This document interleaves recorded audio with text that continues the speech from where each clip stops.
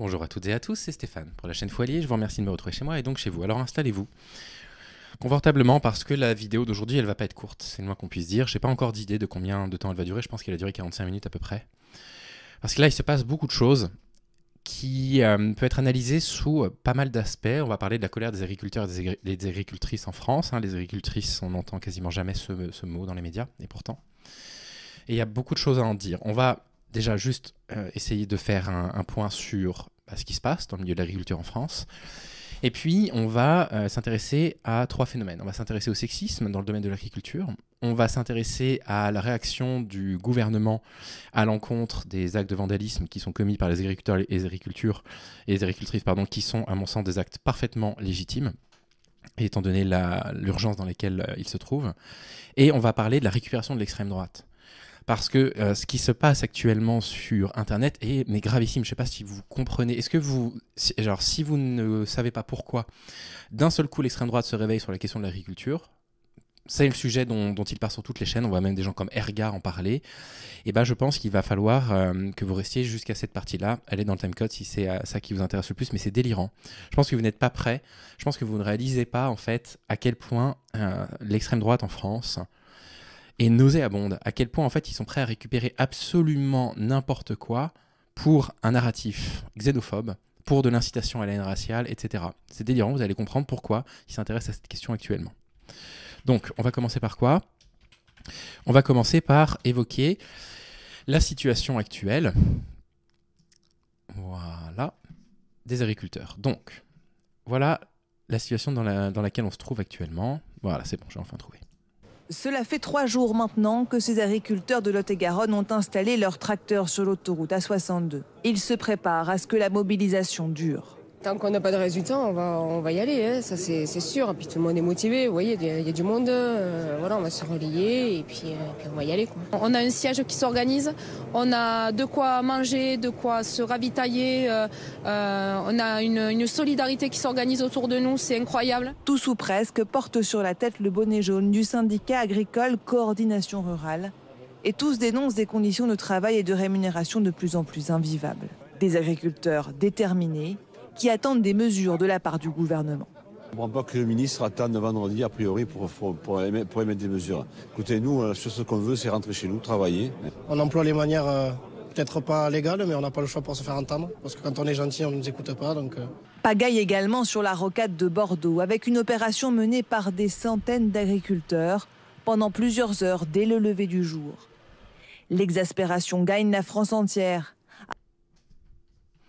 Donc, vous l'avez vu, des agriculteurs qui savent qu'ils utilisent actuellement des moyens non légaux, oui, la newsletter de BFM bien sûr, non légaux pour pouvoir se faire entendre, parce que la discussion ne fonctionne pas, c'est systématique avec les gouvernements qu'on a depuis plus de 20 ans, c'est systématique, probablement bien avant, mais je ne m'intéressais pas à la politique avant.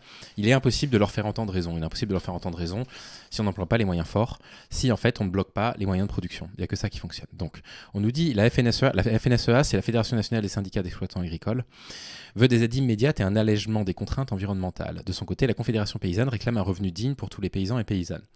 Les revendications, il y en a beaucoup. Ils ont adressé une lettre qui comprend 120 revendications. C'est Public Sénat qui partage ça.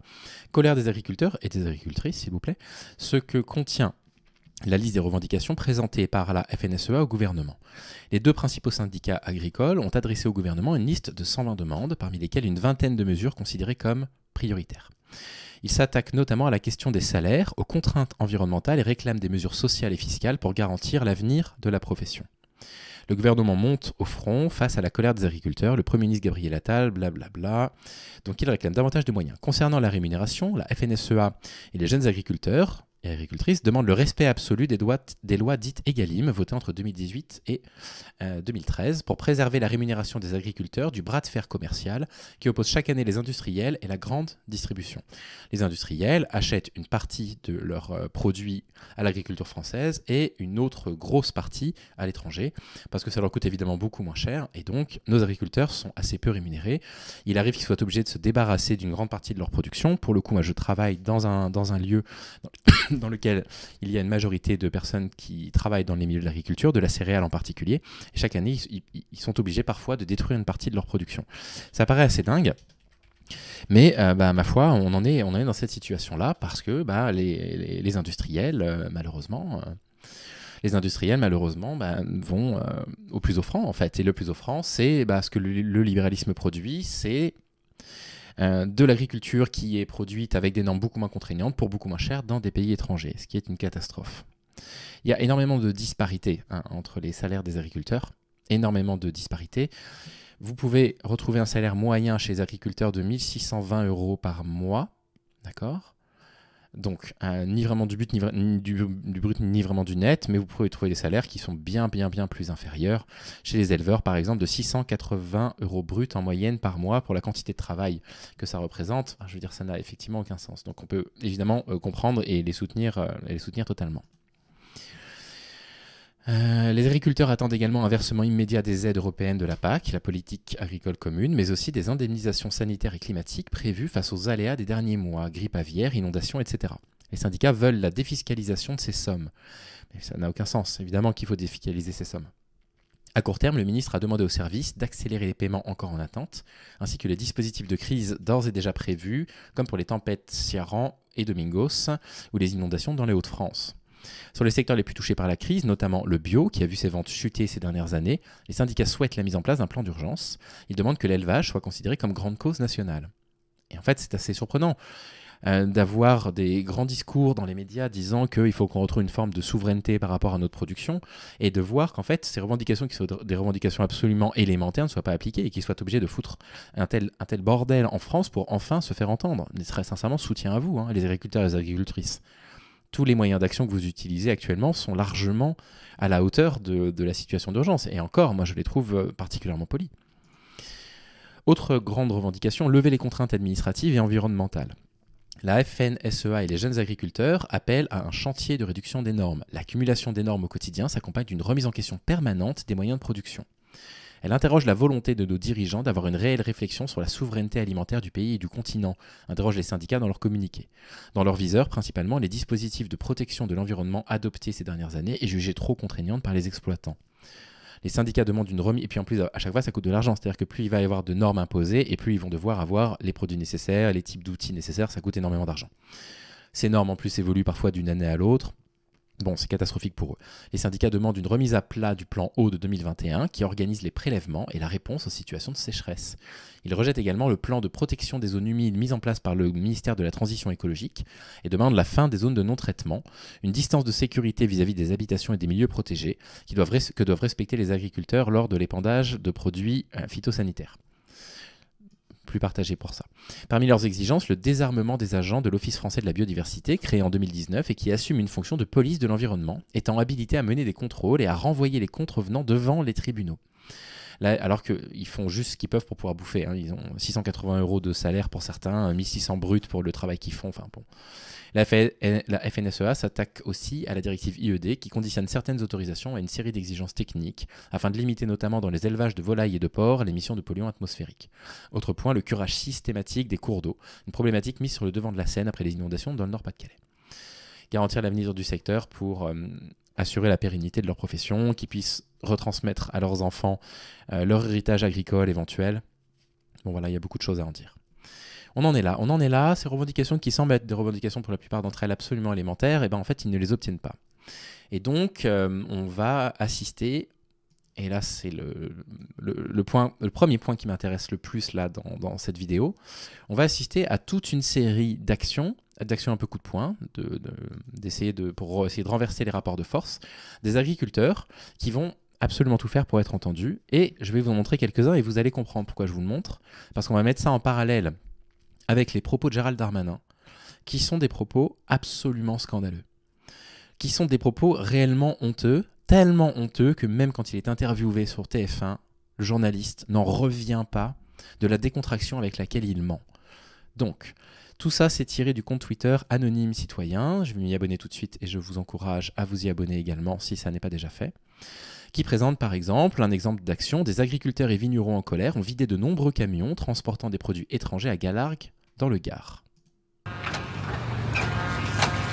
Bordel sans nom, il y a des tomates de partout, des bouteilles de vin, des bouteilles de champagne, sont en train de se vider complètement.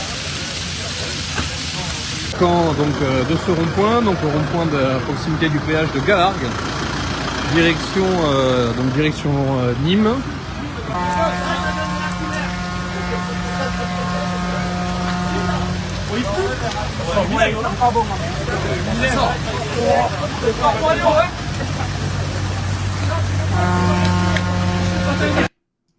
Je vous laisse imaginer l'opinion publique si on apprenait demain que des musulmans interrompaient comme ça, interceptaient des camions de denrées alimentaires, vidaient le vin, ça c'est complètement du gaspillage. Alors en l'occurrence, ils ont récupéré des produits qu'ils ont donnés aussi au Secours Populaire et au Resto du Cœur. Je vous laisse imaginer en fait comment l'opinion publique réagirait par rapport à ça. Je ne dis pas ça par hasard, on y arrive dans un instant. Autre méthode d'action assez forte également, on va monter crescendo, des agriculteurs en colère ont retourné le parking de Leclerc cette nuit et vous allez voir qu'ils l'ont détruit, littéralement. Ils vont planter du chardonnay là, à Leclerc, la semaine prochaine. Il est en train de préparer le champ.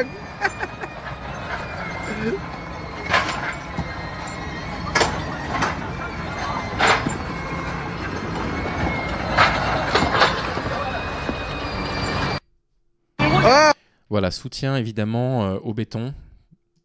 Mais là, assez étrangement, là on n'a pas toutes les personnes qui viennent hurler en disant c'est des débordements absolument inacceptables, etc. Donc là, vous voyez, vous avez déjà deux exemples d'actions assez concrètes.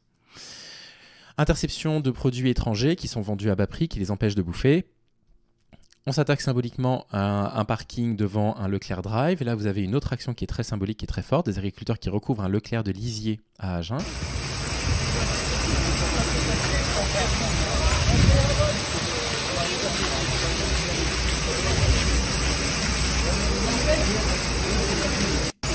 Voilà. Donc encore une fois, une action assez symbolique qui va s'attaquer à la grande distribution. Tout ça, c'est très puissant, je trouve. Et il monte d'un cran. Il monte d'un cran, puisque vous en avez beaucoup entendu parler. Ils réalisent des blocages sur la plupart des autoroutes. Donc ça concernait les autoroutes dans le sud de la France au départ. Désormais, même les autoroutes franciliennes, l'A1 par exemple, sont concernées. Blocage de l'autoroute A9 et A54 par exemple à Nîmes. Donc vous voyez, blocage, et puis ça met à feu des pneus. Bon voilà, il se passe des choses, quoi. Ce sont des actions qui sont quand même très puissantes. Là, il y a des denrées alimentaires qui sont gaspillées, ça par contre c'est vraiment dommage.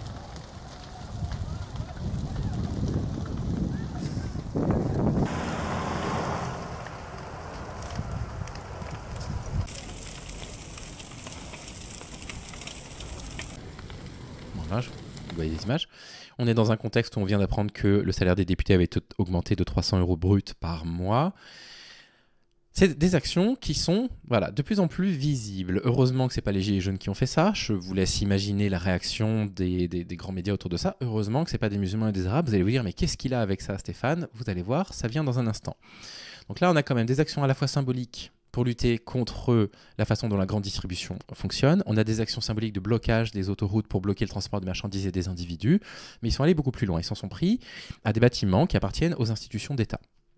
Et je veux absolument que vous le voyiez pour qu'on puisse ensuite débunker le mensonge scandaleux de Gérald Darmanin. Donc là, par exemple, vous avez des agriculteurs qui déversent du lisier sur les grilles de la préfecture à Poitiers. Donc là, on est sur la préfecture.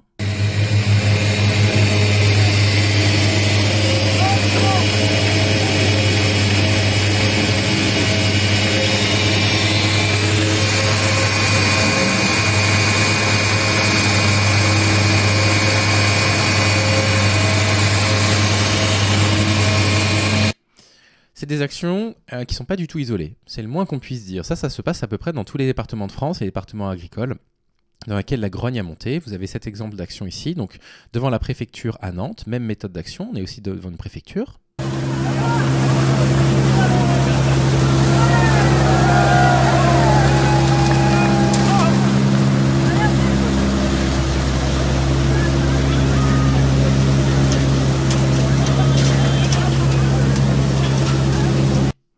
Et enfin, dernier exemple, je ne vais pas tout vous montrer. Donc ça, je tiens absolument à vous montrer ces images-là en particulier. Ça se passe à Bordeaux, on est dans les rues de Bordeaux. Et je crois qu'on n'est pas loin d'une préfecture également, c'est ça, devant la préfecture de Bordeaux.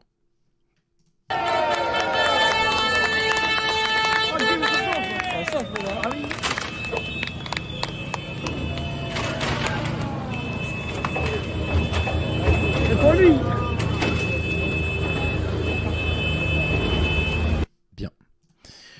Ces événements, ils sont, surtout quand ça se passe devant la préfecture, encadrés bien sûr par des forces de police. Évidemment, c'est le moins qu'on puisse dire. C'est encadré par les forces de police. Pourquoi ? Parce que il faut éviter tous les débordements, parce qu'ils ont une crainte qu'ils puissent s'en prendre à des fonctionnaires de la République, etc. Et donc, la question qui est posée à Gérald Darmanin, c'est de dire, j'ai dit Premier ministre tout à l'heure, je voulais dire ministre de l'Intérieur, excusez-moi, c'est de dire, mais bon, voilà, on a des images. On voit des images quand même d'actions, qui sont des actions qu'on pourrait considérer comme violentes. Bon, voilà, on ne va pas non plus pleurer pour du béton ou pour du fumier sur des immeubles administratifs, mais on les a déjà vus surréagir bien plus que ça. Et vous laissez faire. Comment ça se fait que ça, vous laissez faire, et que quand vous avez une manifestation, c'est pas ce qu'il va dire, mais c'est un peu ce qui est sous-entendu, de soutien au massacre qui a lieu en cours à Gaza, les flics, ils frappent tout ce qui bouge, ils arrêtent absolument tout le monde. Ça se retrouve avec des comparutions immédiates. Quand il y a eu les émeutes, en particulier autour de Saint-Denis, moi je connais pas trop ce qui s'est passé dans les autres villes, je sais très bien ce qui s'est passé à Saint-Denis.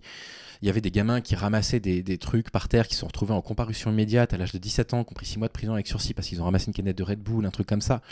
Il y a un deux poids deux mesures. Il y a un deux poids deux mesures où clairement il y a une action qui est extrêmement répressive quand il y a des manifestations dans lesquelles on va retrouver les populations minoritaires en France. Et là il se passe rien. Et écoutez le niveau de toupet de Gérald Darmanin sur TF1, c'est assez dingue. Deuxièmement, est-ce que les agriculteurs ont le droit de revendiquer ? Est-ce qu'ils souffrent ? Oui, ils souffrent et ils ont le droit de revendiquer. Alors, est-ce qu'on doit excusez, il va juste falloir que je retrouve le lien que je voulais vous montrer. Donc c'est celui-là, mais j'aimerais vous montrer en fait un extrait de la vidéo qui est un tout petit peu plus long. Donc je me rappelle exactement où aller le trouver, donc je vais aller le récupérer. Et c'est un extrait qui dure 2 minutes parce qu'on voit aussi la réaction du journaliste de TF1. Je ne connais pas le nom du journaliste de TF1 pour le coup. Je pense qu'il présente les JT depuis des années. Donc là, c'est encore un extrait d'1 minute 20. Donc on ne verra que cet extrait de 1 minute 20. C'est pas grave. On va quand même le voir parce qu'il est quand même assez édifiant. Il parle pour lui-même. On reprend depuis le début. Allez-y, Gérald, on vous écoute. On a hâte. Deuxièmement, est-ce que les agriculteurs ont le droit de revendiquer ? Est-ce qu'ils souffrent ? Oui, ils souffrent et ils ont le droit de revendiquer. D'accord. Et les Gilets jaunes, est-ce qu'ils avaient le droit de revendiquer ? Est-ce qu'ils avaient le droit de revendiquer sans se prendre des tirs de LBD dans les yeux ? Parce qu'il y a quand même eu plus de 200 personnes éborgnées. Est-ce qu'ils ont le droit aussi de revendiquer ? Est-ce que quand il y a des manifestations pour lutter contre l'islamophobie, ils ont le droit de revendiquer ? Quand parfois ces manifestations sont parfois interdites par la préfecture, souvent c'est cassé par un juge. Est-ce qu'ils ont le droit de revendiquer, ces personnes-là, sans subir de la violence ? Donc pourquoi en fait les agriculteurs auraient le droit de revendiquer comme ça? Et alors attention, surtout entendez-moi bien, je ne demande pas un nivellement par le bas, je ne demande absolument pas à voir des images de violences policières contre les agriculteurs, à l'évidence. Mais simplement ce que j'essaie de vous exprimer, c'est que si c'est capable de bien se passer dans ces conditions-là, alors quand même ils crament des pneus devant des préfectures, ils balancent du fumier sur les préfectures, pourquoi est-ce qu'il faut que quand il y ait des manifestations qui vont concerner les droits des minorités, pourquoi est-ce qu'il faut que ça se passe comme ça se passe? Et ils vont nous dire, no spoiler, attendez, no spoiler. Qu'on doit les laisser faire sans envoyer les CRS, oui. On peut les laisser faire sans envoyer les CRS. Intéressant. Eux, les agriculteurs, on peut les laisser faire sans envoyer les CRS. Par contre, quand c'est des Arabes qui manifestent pour que le massacre cesse à Gaza, alors là, par contre, il faut des CRS. Parce que vous comprenez, une manifestation de 1500 militants de gauche à Paris qui manifestent pour que le massacre cesse, c'est éminemment plus dangereux. Il faut des CRS par rapport à parfois 2000, 3000 agriculteurs qui font cramer des trucs devant les grilles des préfectures. Oui, Gérald. En tant que ministre de l'Intérieur, à la demande du président et du Premier ministre, je les laisse faire. Bloquer la circulation, il les laisse faire, voilà. Et là, oui, mais il bloque la circulation. L'ordre légal, s'en prendre à un établissement public, c'est... Ils s'en prennent à des établissements publics, et puis en plus de ça, des établissements du coup dans lesquels vous avez des fonctionnaires qui viennent travailler, quoi. C'est illégal. Enfreindre la liberté. Il dit, ça c'est illégal. Vous voyez, vous vous dites, je laisse faire, pourtant ça c'est illégal. La liberté de circuler, c'est illégal. Empêcher la liberté de circuler également, c'est illégal. Ça fait partie des actions qui sont souvent menées pendant les grandes grèves. Limiter la capacité de déplacement des individus. L'objectif, en fait, c'est de porter un coup à l'économie le plus rapidement possible, de faire en sorte que l'économie en prenne un coup, parce que malheureusement, quand on vit dans un pays libéral, il n'y a que ça que nos dirigeants comprennent. S'en prendre, directement ou indirectement, à notre économie. Donc réponse de Gérald Darmanin. Les agriculteurs s'en prennent aux policiers ou aux gendarmes. Est-ce qu'ils s'en prennent aux bâtiments publics? Donc voilà, est-ce qu'ils s'en prennent aux policiers et aux gendarmes? Donc, en l'occurrence, oui, il y avait des faits divers que je ne vais pas vous montrer parce que je ne veux pas décrédibiliser leur mouvement, mais oui, bien sûr, il y a eu quelques débordements par rapport aux gendarmes. Est-ce qu'ils s'en prennent à des bâtiments administratifs? Il ose poser la question avec tout ce que je viens de vous montrer. Il ose prétendre qu'en fait, ils ne s'en prennent pas à des bâtiments administratifs. Et puis, j'aime autant vous dire que l'argument en plus n'est pas valable, parce que quand vous aviez, pendant la période des émeutes, qui n'a pas été très longue d'ailleurs, je ne sais même pas si on peut vraiment appeler ça des émeutes, enfin, je veux dire, des gamins qui prennent de la bouffe dans un supermarché. Je veux dire, quel impact en fait ça a. Là, vous avez des personnes qui détruisent les parkings des supermarchés, et c'est fait avec du coup l'autorisation de Gérald Darmanin, il vous donne l'autorisation de détruire des parkings, les amis. Mais alors par contre, si vous ramassez une canette de Red Bull à la sortie d'un supermarché, vous êtes en comparution immédiate devant un juge. Si vous vous appelez Hamid ou Mohamed, bien sûr, parce que si vous vous appelez Stéphane comme moi, voilà, à mon avis, vous passez entre les gouttes. Mettre le feu au bâtiment public, ce n'est pas le cas. Si mettre le feu au bâtiment public, c'est pas le cas. Mais mettre le feu devant le bâtiment public, mais quand il y a de manifestations, les autres manifestations, on n'a jamais mis le feu au bâtiment public. Quand on a manifesté contre la loi travail sous Hollande, qui était démesurée de violence, de répression policière, on n'a jamais mis le feu à des bâtiments publics non plus. Voilà, donc j'ai rappelé, non, ce n'est pas le cas. Enfin, vous avez vu les images à Bordeaux devant la préfecture? Écoutez, moi, ils n'ont pas défoncé la grille d'entrée? Voilà, et en plus, ils ont défoncé la grille d'entrée de la préfecture, bref. Je suis élu d'un territoire où il y a aussi des agriculteurs. Alors attention, storytelling, là, il ne sait pas quoi répondre. Je suis élu sur un territoire où il y a des agriculteurs. Oui, d'accord. Je suis habitué au coup de sang et légitime de ceux qui souffrent et qui ne gagnent pas beaucoup d'argent. Oui. Ah, il est habitué au coup de sang légitime de ceux qui souffrent et qui ne gagnent pas beaucoup d'argent. Est-ce que vous réalisez en fait l'ironie de cette phrase? L'ironie désastreuse de cette phrase. Et c'est horrible en fait de dire un truc pareil. C'est-à-dire qu'en fait, il est légitime aux revendications des agriculteurs et des agricultrices blanches. On est d'accord, Ça, c'est des revendications légitimes, mais revendiquer pour exactement la même chose, des conditions de vie décentes, simplement pouvoir bouffer à sa faim, pouvoir payer le chauffage. Les gens se retrouvent dans la rue pendant les gilets jaunes et compagnie. Là, d'un seul coup, ah bah non, là, c'est la répression. Mais c'est incroyable, c'est indécent. Vous voyez le sens de ma question, c'est le deux poids, deux mesures. Non, il n'y a pas de poids, deux mesures. On ne peut pas comparer les choses. Les agriculteurs travaillent, et lorsqu'ils ont... les agriculteurs travaillent. Eh ben voilà, on y est. On y est, le pur mépris de classe, quoi. Le pur mépris de classe. Donc les manifestants, dans les manifs de gauchistes qui sont toujours ultra réprimés, nous on travaille pas. Nous on produit rien, c'est ça, monsieur Darmanin? Envie de démontrer qu'ils ont des revendications, le gouvernement est à l'écoute, le Premier ministre fera des annonces demain, il faut les entendre. On ne répond pas à la souffrance en envoyant des CRS. On ne répond pas à la souffrance en envoyant des CRS. Alors tous les camarades qui ont manifesté avec moi ces dernières années, quand on avait manifesté pour l'augmentation sur la loi retraite, c'était pas aussi grave à mon sens. Dans les manifestations que j'ai pu faire, celles de la loi travail sont celles qui ont été les plus agressives. Il y en a une dans laquelle je me suis senti très en insécurité quand il y a eu les débordements à Necker. Moi, j'étais un tout petit peu à l'arrière dans le cortège. J'étais vers Guetté quand il y avait eu les dégradations, donc je devais être à 800 mètres à peu près. Ça chauffait dans tous les sens. Il y avait des lacrymos, c'était catastrophique. Les gilets jaunes, c'était quand même assez sérieux. Contre la loi retraite, c'était assez tendu également. Je pense que le pire, c'était ça. Mais là, il vous dit, on va pas envoyer les CRS quand les gens souffrent, quoi. Voilà. En revanche, j'ai rappelé au préfet que si les bâtiments publics, si les policiers, les gendarmes, les agents de préfecture étaient pris à partie, évidemment que nous interviendrons. Alors, un bâtiment public n'est pas pris à partie, mais en l'occurrence, les bâtiments publics sont dégradés, là, actuellement. Et en plus, il vient de voir les images de ce qui s'est passé à la préfecture de Bordeaux. Mais je pense qu'il y a une grande compassion et une grande écoute à avoir avec nos agriculteurs. Mais si demain, même sans aucune violence, ils bloquent les accès à Paris, comme ils s'y préparent, pas de problème pour vous, ce n'est pas un souci. Vous avez constaté que demain, le Premier ministre fera des annonces à la suite des concertations qu'il a eues, et donc j'imagine que demain... Voilà, donc il noie le poisson. Oui, mais moi, je suis élu, je connais les agriculteurs, je suis habitué à leur coup de sang.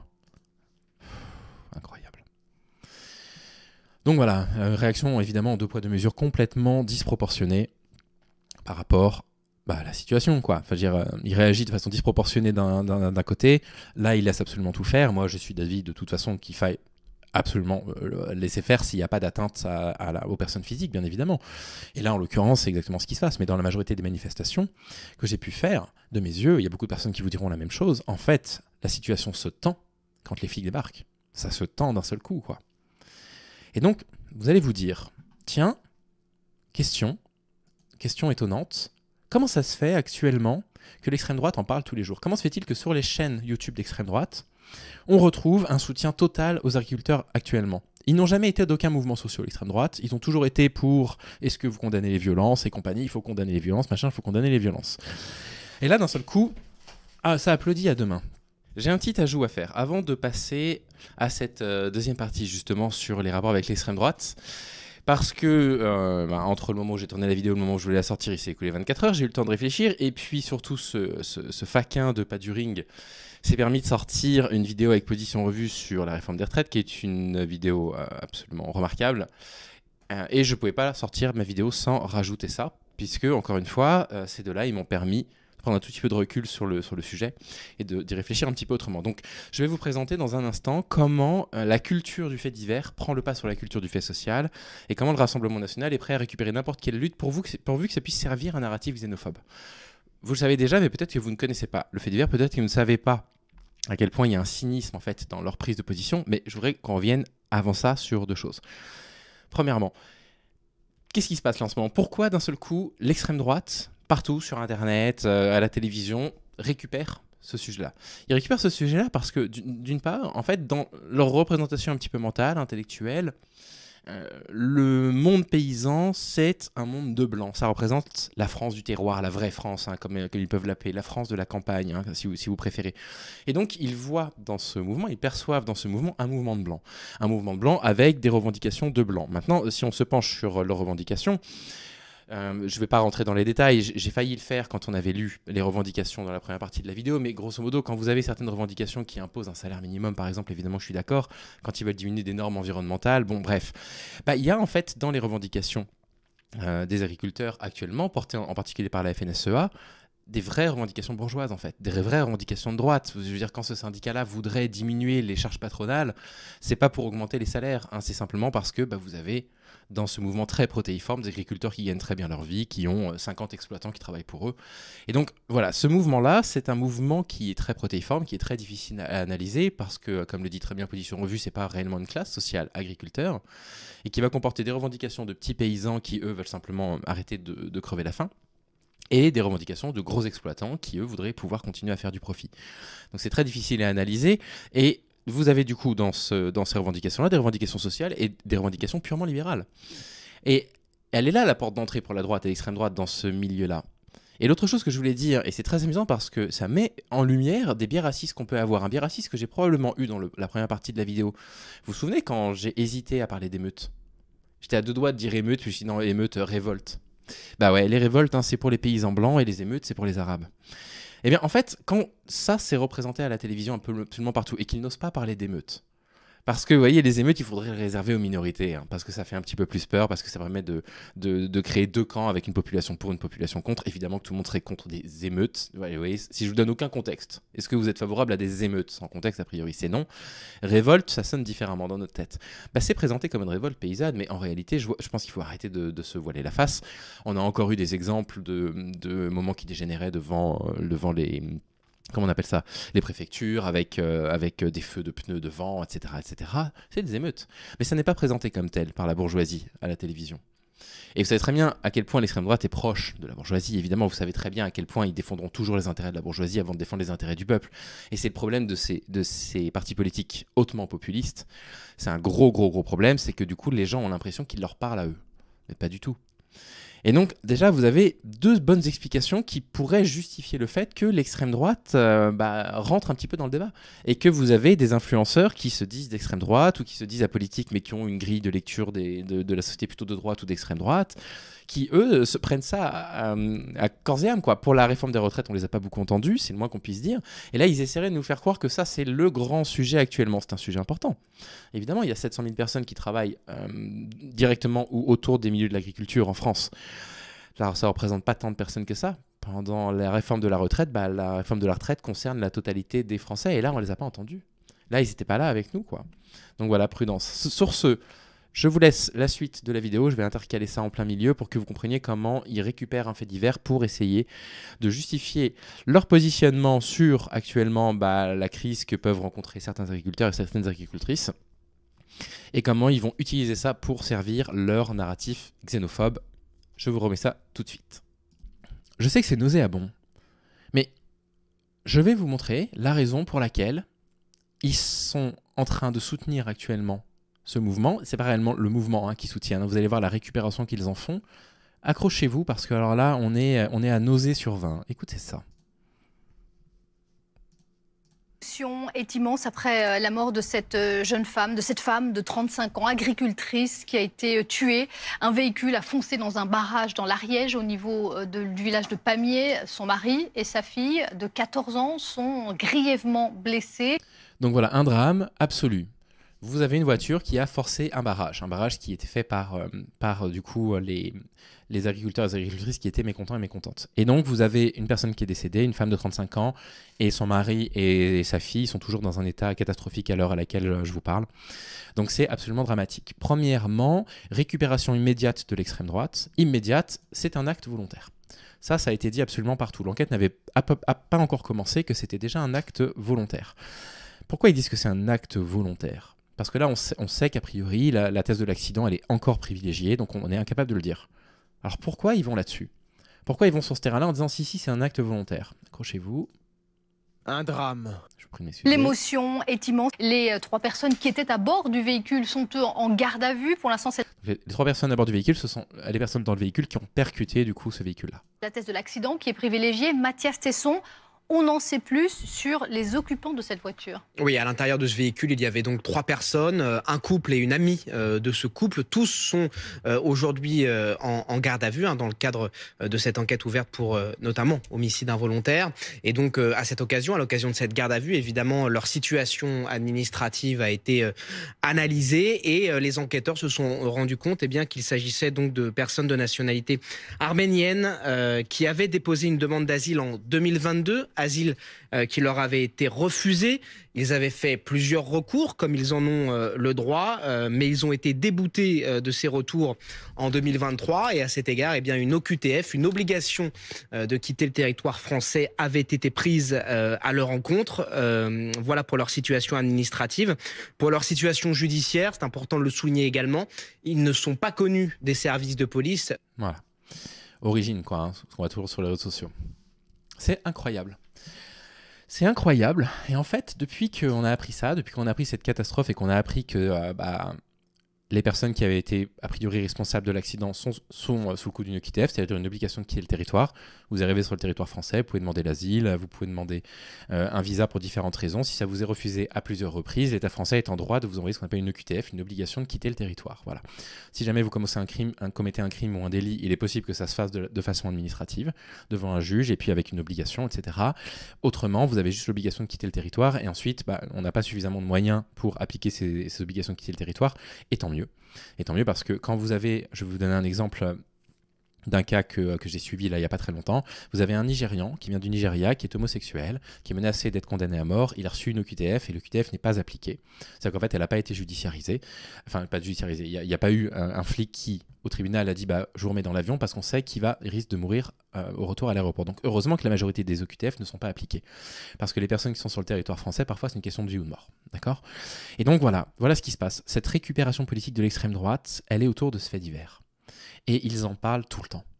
Et donc d'un seul coup, ça devient... Les agriculteurs et les agricultrices, du coup, c'est des bons Français. Et ils se font tuer par des musulmans sous OQTF. Je vous assure vous irez voir les comptes d'extrême droite habituels, je ne vais pas les citer ici. Ça y est, en fait, c'est des musulmans maintenant. Une information qui n'est absolument pas vérifiée, absolument pas sourcée. Mais vous voyez en fait le niveau nauséabond en fait, d'aller récupérer une situation qui est catastrophique. Parce que ces militants d'extrême droite, ils militent dans un parti qui s'oppose systématiquement à une augmentation du SMIC, qui s'oppose systématiquement à toute mesure sociale.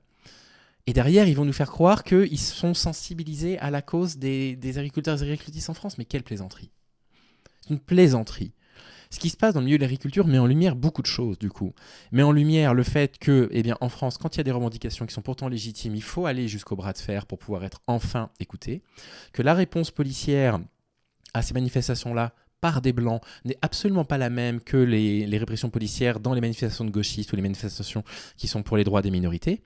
Ça met en évidence que l'extrême droite sera toujours là pour aller récupérer un fait social et le salir par du fait divers. Et ça met également en évidence, parce que du coup on en reparle, un sexisme omniprésent dans le milieu de l'agriculture. Et ce qui est très intéressant, c'est que des femmes dans le milieu de l'agriculture, il y en a beaucoup. Vous diriez qu'il y en a combien ?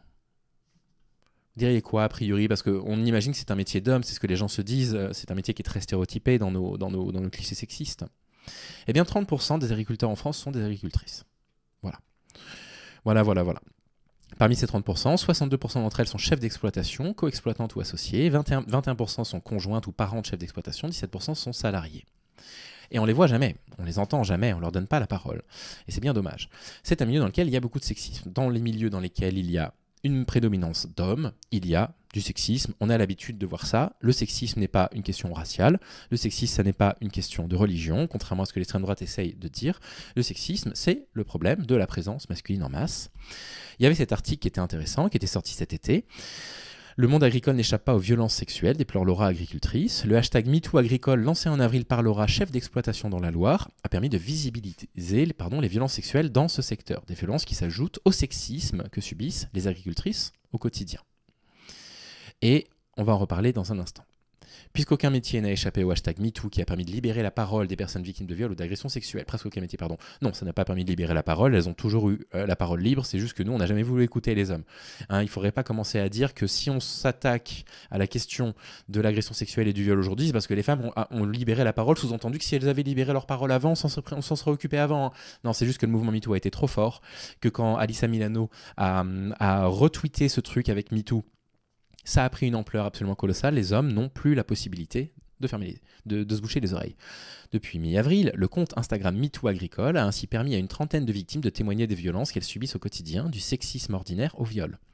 Un hashtag qui fait écho aux différentes actions qui sont menées ces dernières années pour visibiliser la situation que vivent les agricultrices.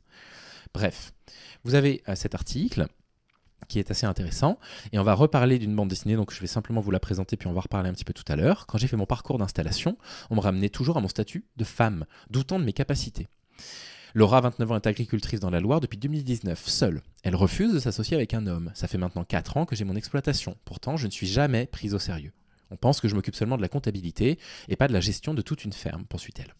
En résumé, où est le patron ? Cette remarque est tellement généralisée chez les agricultrices qu'elle est devenue le titre d'une bande dessinée sortie en 2021 par le collectif des paysannes en polaire. À l'origine, elles voulaient simplement raconter leur quotidien dans le milieu agricole. Et finalement, la BD reflète le sexisme ordinaire qu'elles subissent. On se pose la question de savoir comment et pourquoi les agricultrices sont encore invisibilisées alors qu'elles participent pleinement aux activités agricoles. Pas une seule fois le mot agricultrice n'a été prononcé dans des réunions au monde agricole. Et on l'entend pas. Et vous avez bien vu qu'on l'entend même pas à la télévision. Les femmes représentent pourtant un quart des chefs d'exploitation, co-exploitants ou associés, selon un chiffre du ministère de l'Agriculture. Un statut qu'elles n'ont d'ailleurs obtenu que depuis 1985. Cocorico, on est toujours à jour, nous, sur les droits des femmes. On est jamais les premiers. On n'en est jamais les premiers. Avant, aucune loi ne reconnaissait le travail des femmes comme agricultrices, considérées alors comme pièces rapportées d'après le site du ministère. C'est jusqu'en 85, 1900, pas 1800 ou 1700, et après Jésus-Christ. Le problème ne fait que se déplacer. Mais alors pourquoi l'agriculture reste une affaire d'hommes, 40 ans après le ARL ? Malgré l'obtention du statut, les inégalités persistent, répond Agathe de Mathieu, ingénieure mécanique, qui explore les rapports entre genre, technique et agriculture. Bref, je vous laisserai lire l'article en entier. Il est assez long, il est détaillé. Vous avez Brut qui avait partagé, pendant 6 minutes, on va en voir le début, un petit exemple de ce dont on est en train de parler. Après, quand tu arrives à faire quelque chose en tracteur, t'es trop fier de toi. Je pense que nous, on se met des barrières en fait. On a peur de pas y arriver, de faire une fausse manipulation. Tu vois les petits garçons qui jouent avec les tracteurs, les modèles réduits et les remorques, qui font des créneaux et tout. Et en fait, ils ont qu'une envie, c'est de conduire avec papa. Et pourquoi nous, on n'a pas cette envie-là ? C'est pas dans nos gènes. Moi, je pense que c'est un blocage psychologique sexiste en fait. Mon chien après il me dit, t'y es arrivé, bravo. Ouais, il comprend que je me sens fière, il est très enthousiaste pour moi-même. Grand soutien. Donc j'ai fait un stage de dressage chien de troupeau avec un dresseur qui était très viriliste dans sa façon de voir l'éducation des chiens. Par exemple, il me disait que j'avais une voix trop aiguë, il voulait la soumission totale du chien à son maître. En fait, le petit sexisme ordinaire, il est dans tous nos quotidiens parce qu'il nous entoure dans la manière dont les gens parlent. Par exemple, on nous dit les fermes se transmettent de père en fils. Tout est masculinisé. Quand Gilles nous a transmis la ferme qu'il avait avec sa femme, du coup, les hommes lui disaient au marché, ah, t'as trouvé 2 jolies repreneuses. Elles sont bien mignonnes, hein, tes petites repreneuses. Est-ce qu'on peut dire qu'on est des bonnes éleveuses ou des bonnes fromagères ou des bonnes gestionnaires ou des bonnes commerciales ? Je sais pas, on a plein de compétences en fait, donc beaucoup plus intéressantes que le fait d'être une nana. Au début, quand je suis arrivée à la ferme et que les gens me connaissaient pas trop encore, systématiquement, quand les hommes venaient à la ferme, ils demandaient il est pas là le patron ? Et quand je devais aller dans un magasin agricole par exemple pour acheter des fournitures pour la ferme, demander et il veut quoi le patron ? Alors qu'on est 2 femmes associées.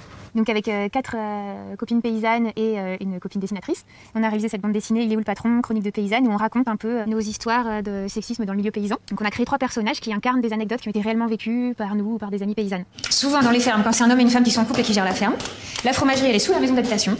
Comme ça, madame elle peut faire les fromages, remonter, lancer le petit plat à cuire, redescendre mouler une bassine, remonter s'occuper des enfants, pendant que monsieur il fait les tâches difficiles. Du coup, c'est souvent la femme qui se retrouve à faire la fromagerie. Et toi, tu fais les deux? Bah oui, en fait, Marceline et moi, on fait tout, toutes les deux. Parce qu'on aime autant l'élevage que la fromagerie. Du coup, il n'y a pas du tout de répartition genre des tâches entre nous, quoi. Et ce qu'on appelle les tâches difficiles, du coup, c'est quoi? Eh ben, ce serait amener de l'eau aux chèvres, leur mettre du foin, passer le gyrobroyeur, tout ce que les gens y voient, en fait. Là, ça, personne ne le voit, en fait. Personne rentre dans notre fromagerie. C'est vraiment la partie immergée de l'iceberg, quoi. C'est la partie invisible. Alors que c'est énormément de rigueur et énormément de travail. Parce qu'en fait, pour faire des fromages réguliers, il faut quand même bien observer les fromages, respecter chaque étape, bien assurer la traçabilité. En France, il y a déjà très peu d'agriculteurs, mais parmi ce très peu d'agriculteurs, il n'y en a que un quart qui sont des femmes, déclarées chefs d'exploitation avec un vrai statut.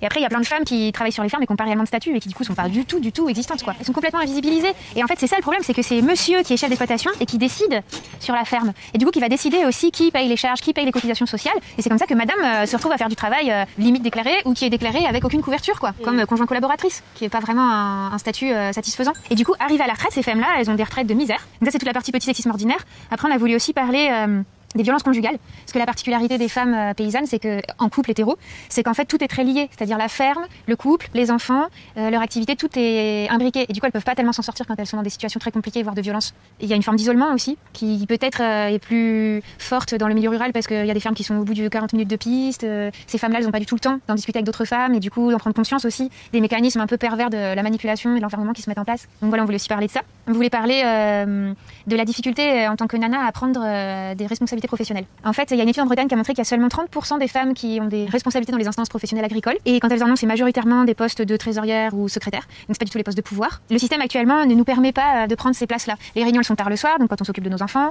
Et quand bien même on arrive à aller en réunion, en fait, les règles de réunion sont faites par les hommes pour les hommes. C'est-à-dire que c'est celui qui parle le plus fort qu'on écoute. Il n'y a pas de règles en fait, il y a de régulation de la parole. C'est très physique, quoi. On pense en toute modestie qu'on a tapé quand même assez juste dans nos propos, puisqu'il y a eu de nombreux retours de femmes paysannes qui nous ont écrit en nous remerciant, en nous disant qu'elles se sentaient moins seules dans leur colère, qu'elles se sont reconnues dans Colline, qu'elles sont comme à nous qui trouvent pas la répartie. Et on a aussi des témoignages de femmes qui ne sont pas paysannes, qui sont retrouvées aussi, parce qu'en fait ces mécanismes du patriarcat ils dépassent le monde paysan, ils sont pas propres au milieu paysan. Notamment la planche où Colline est sur son tracteur avec des millions de bulles de pensée autour d'elle qui représentent sa charge mentale, où il faut qu'elle pense à faire à manger, à aller voir son père, à aller aux livraisons, à faire vacciner ses enfants, et puis en plus il faut qu'elle aille chez le gynéco, ça c'est la dernière bulle quand même, parce qu'elle pense à aller en tout dernier. Quand la BD est sortie, il y a eu quelques réactions de femmes qui nous ont dit qu'elles n'avaient pas eu de problème. Mais moi je pense que c'est impossible aujourd'hui d'être une femme et de ne jamais avoir subi de sexisme. Il faut vraiment qu'on s'entraide en fait. Il faut qu'on pense que peut-être ça nous atteint pas toutes de la même manière, mais que ça peut nous blesser en fait, parce que c'est toujours violent. Voilà. Bon, le témoignage parle pour lui-même. Le voilà, l'ouvrage. Ce sera le premier lien que vous pourrez retrouver dans la description de la vidéo. Il est où le patron de Maud Bénézit, les paysannes en polaire. Je vais envoyer un message à Madame Maud Bénézit pour savoir si elle souhaite prendre la parole sur la chaîne pour qu'on puisse entendre comment elle vit ce qui est en train de se passer là par rapport aux colères des agriculteurs et des agricultrices. Je pense que ce serait assez intéressant d'avoir son opinion. Tout ça est, vous voyez, assez complexe en fait. On s'aperçoit de quoi? Nous, on voit la face émerger un petit peu de l'iceberg. On voit la façon dont la colère se manifeste dans la paysannerie française. On comprend à quel point leurs revendications sont essentielles, indispensables. Je veux dire, évidemment que les personnes qui permettent de nous nourrir au quotidien, de produire les céréales qu'on va ensuite utiliser dans quasiment toute l'alimentation transformée que l'on consomme, bah finalement, ils sont relayés. On est dans un système tellement libéral qu'on essaye de leur donner une sorte d'os à ronger en disant bon, bah, une partie de votre production, on va l'acheter, comme si, vous voyez, comme si c'était un acte de générosité, et puis le reste, on va aller le commander dans les pays d'Europe de l'Est, dans lesquels les contraintes pour pouvoir produire exactement la même quantité sont bien moindres, donc le coût, évidemment, est bien moins cher. Et c'est les ravages du libéralisme. Et ça fait partie des choses qu'il faut continuer à dénoncer. Et ce truc-là est ensuite récupéré par l'extrême droite au nom d'un fait divers qui prétendrait prendre la défense des agriculteurs et des agricultrices. Mais où? Enfin, je veux dire, quand est-ce que dans l'histoire de la France, l'extrême droite s'est déjà retrouvée du côté des pauvres, quoi? Vous avez deux poids, deux mesures absolues où on voit, en fait, ce que donnent actuellement des manifestations qui sont des manifestations musclées. Vous le voyez bien. Des blocages d'autoroutes, ça met le feu devant des préfectures, etc. Mais il y a peu de présence policière. Et ça se passe bien. Et dans d'autres types de manifestations, il y a une présence policière absolument partout, et la tension monte, et malheureusement, parfois, ça se passe mal. Donc ça pose des questions, et puis ça permet de remettre la lumière sur le sexisme qu'il y a dans ce milieu-là. C'est passionnant ce qui est en train de se passer. Soutien total à vous, camarades agriculteurs, agricultrices, paysans, paysannes. Vos revendications sont légitimes, vos actes de revendication sont également légitimes. Que personne ne vienne me dire « vous dénoncez les violences, quoi, au goudron ». les violences faites au goudron, les violences faites aux grilles des préfectures. Si ça vous fait plaisir, je veux bien les dénoncer. Soutien aux familles des grilles des préfectures. Mais bon, allez, arrêtons la blague. Allez, bon week-end à vous les amis, prenez soin de vous et je vous dis à très vite. Salut.